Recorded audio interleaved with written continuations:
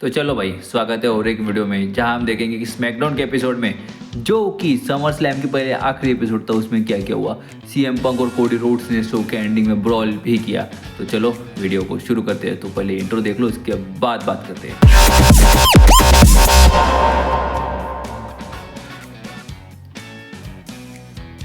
तो भाई शो की शुरुआत फिन बेला करते हैं। फिन बेला आते कहते हैं कि मैंने लगभग 10 साल पहले समर स्लैम में मेरी सबसे करियर की सबसे अच्छी रात भी होती और सबसे बुरी रात भी होती। क्योंकि मैं वहाँ पे यूनिवर्सल चैंपियनशिप भी जीता, लेकिन मैं वहाँ इंजर्ड हो गया। इसकी वजह से मुझे टाइटल छोड़ना पड़ा। फिर सैमी जन आते हैं, अरे तू कहाँ से आ गया भाई बीच में, नंबर 1 कंटेंडर तो मैं ही बनूंगा।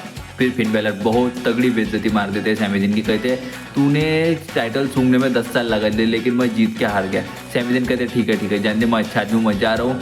लेकिन गुंतर उन दोनों के ऊपर अटैक कर देते हैं और गुंतर एडम पियर्स से कहती कि मैं नंबर 1 कंटेंडर होना चाहिए साली ये दोनों ने।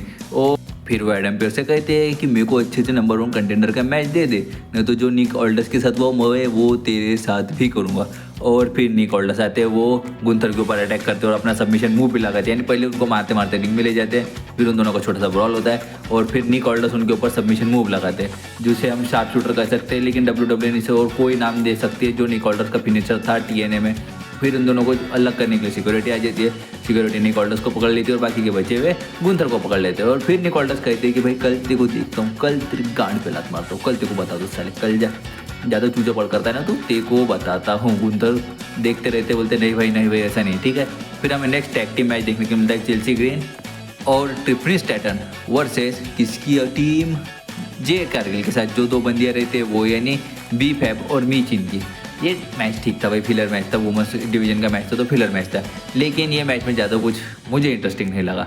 ये मेरा पर्सनल ओपिनियन, आपको अच्छा लग सकता है। हिल किक्स थे, थोड़ा सा रोल अप था, पिन था, यानी पिन करने की कोशिश थी, बहुत कुछ था। लेकिन मैच ठीक था, इतना कुछ मैच ज़ोरदार लगा नहीं। लेकिन अगर मैच के एंडिंग की बात करते हैं तो ट्रिपने स्टैटर अपना फिनिशिंग मूव लगाने की कोशिश करती है लेकिन उसके ऊपर बच जाती है कौन, तो बीफ है।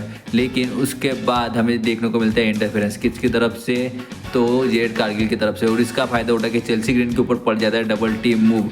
और क्या भाई, जब डबल टीम मूव पड़ गया तो उसके बाद क्या मतलब है कि सीधे सीधे ये मैच में चेल्सी ग्रीन और ट्रिफनी स्टैटन हार गई। और उसके बाद हमें क्या है वही देखने को मिलता है सेलिब्रेशन। लेकिन उसके बाद इंटरेस्टिंग चीज़ चालू होती है, हमें देखने को मिलता है शार्लेट फ्लेयर का म्यूजिक बजते हुए। शार्लेट फ्लेयर आती है और कमेंटेटर कहते हैं कि शार्लेट फ्लेयर एलेक्सा ब्लिस का बदला लेने आई है। और फिर रिंग में वो दिखाती कि मेरे साथ तो 3 लोग हैं, लेकिन बी फैब का और मीचिन का काम कर देती चेल्सी ग्रीन और ट्रिफनी स्टैटन उनको मारते मारते ऑडियंस के बीच में से ले जाती है। और फिर हमें ब्रॉल ने हमें थोड़ी सी फाइट देखने को मिलती है। शार्लेट फ्लेयर एक बिग बूट लगा देती है।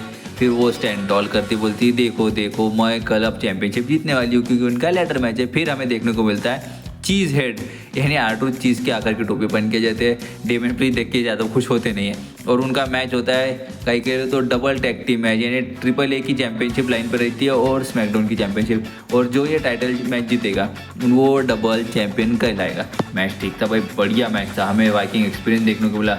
जो डेमन प्रीस्ट मूव्स लगाते काफ़ी तगड़े होते, काफ़ी हार्ड हिटिंग होते, हमें वैसे मूव्स देखने के लिए मिले भाई।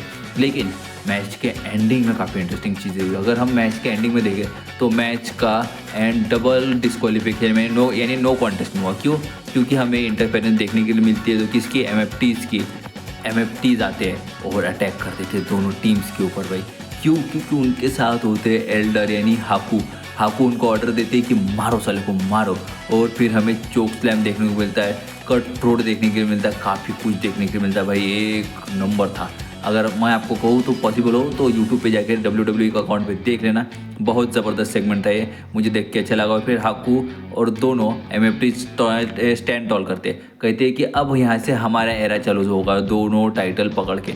फिर उसके बाद हमें देखने को मिलता है और भाई फिर इसके बाद हमें देखने को मिलता है ट्रिक विलियम्स का सेगमेंट।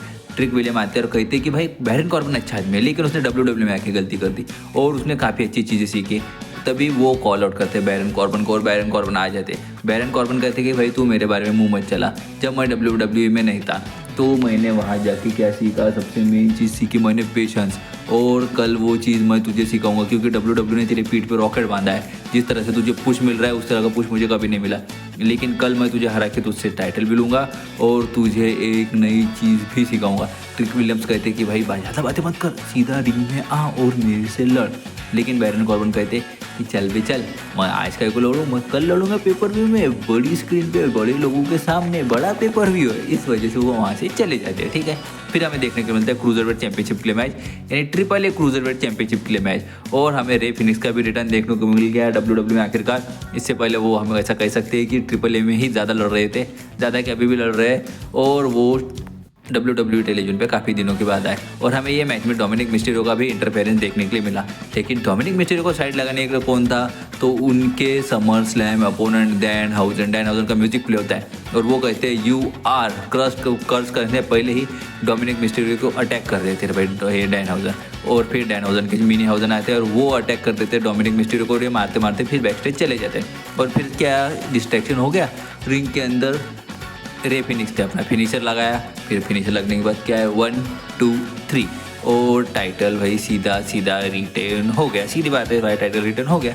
फिर उसके बाद हमें देखने को मिलता है लैश लेजेंड का भी रिटर्न। लैश लेजेंड शादी के बाद, यानी जब से उन्होंने ट्रिक विलियम्स से शादी की उसके बाद पहली बार हम ऐसा कह सकते हैं कि स्मैकडाउन के एपिसोड पे मैच लड़ने आई। और उन्होंने जूलिया के खिलाफ जो कल यानी समर स्लैम में कल से जो चालू होगी, वहाँ पे जो लैडर मैच होने वाला है वहाँ के लिए क्वालिफिकेशन मैच था। और भाई क्या पावर दिखाई लैश लेजेंड ने। लैश लेजेंड के आगे हम ऐसा कर सकते हैं कि जूलिया कुछ कर ही नहीं पाई, जूलिया कुछ भी नहीं कर पाई। मैं सीधा ये कर रहा हूँ कि लैश लेजेंड को काफ़ी ज़्यादा डोमिनेंट बुक किया है, लेकिन WWE को जूलिया को भी उसी तरह बुक करना होगा। क्यों? क्योंकि Julia farmer United state champion है। और फिर क्या मैच में उन्होंने अपना फिनिशर लेग एक्सटेंशन लगाया और मैच जीत ली। लेकिन शो का मेन इवेंट आता है, कोडी रोड्स एंट्री करते हुए थे और कोडी रोड्स की एंट्रेंस खत्म होने से पहले ही सीएम पंक का म्यूजिक प्ले होता है। कोडी रोड्स वहाँ नीचे बैठे होते थे और उनके सर के ऊपर थपथपा के सीएम पंक रिंग के अंदर चले जाते और कहते कि भाई मैं तेरे को कल देखूंगा, मैंने पहले ही क्लियर कर दिया था कि मैं यहाँ दोस्त बनाने नहीं आया, लेकिन जो मेरे पुराने दोस्त हैं मैं उनको यहाँ पे खोने के लिए भी नहीं आया। लेकिन समर स्लैम में अगर मुझे टाइटल और मेरा दोस्त खोने में से किसी एक को चूज़ करना होगा तो मैं चूज़ करूँगा कि भाई दोस्त भग यहाँ से, मैं मेरा टाइटल रखूँगा। फिर कोडी रोड्स को कहते सीएम पंक कि अगर तेरे को लड़ना है तो तू आ जा। और फिर सीएम पंक कहते कि ठीक है मैंने चल टाइटल भी उठा के रख दिया। लेकिन कोडी रोड्स कहते हैं कि मैं तेरे को इतना मारूंगा ना कि ये टाइटल तो पहनने के लायक ही नहीं रहेगा। फिर सीएम पंक उठाते हैं टाइटल, फिर निकालते हैं अपना जैकेट, दोनों बंदे अपने जैकेट निकालते हैं और फिर सीएम पंक कहते चल जल्दी चालू कर, तू जब रेडी होगा तब हम ब्रॉल करेंगे। और फिर क्या भाई ब्रॉल चालू हो गई। और एक बार ब्रॉल चालू हो गई तो दोनों ने एक दूसरे को पूरे रिंग में मारा, रिंग साइड पे मारा, अनाउंसर टेबल के ऊपर ले जाके एक दूसरे को मारा। वही चालू रहता है WWE को, कुछ नया नहीं है ब्रॉल में। ब्रॉल कहते हैं तो फिर जाते हैं सब उनको अलग अलग करते कि नहीं आज मत लड़ो कल लड़ लेना, लेकिन दोनों सुनते नहीं है। फिर सिक्योरिटी आके उनको पकड़ के ले जाती है और फिर सीएम पंक हंसते हुए कहते हैं कि मैं तेरे को कल मारूंगा और मैं मेरा टाइटल रिटेन करूँगा। और भाई ये प्रिडिक्शन देख लो तुम कि सीएम पंक ही टाइटल रिटेन करने वाले हैं और पॉसिबली कोडी रोड्स का हमें हील टर्न देखने को मिल सकता है इसके बाद। तो ठीक है, वीडियो अच्छा लगा होगा तो लाइक ज़रूर मारना।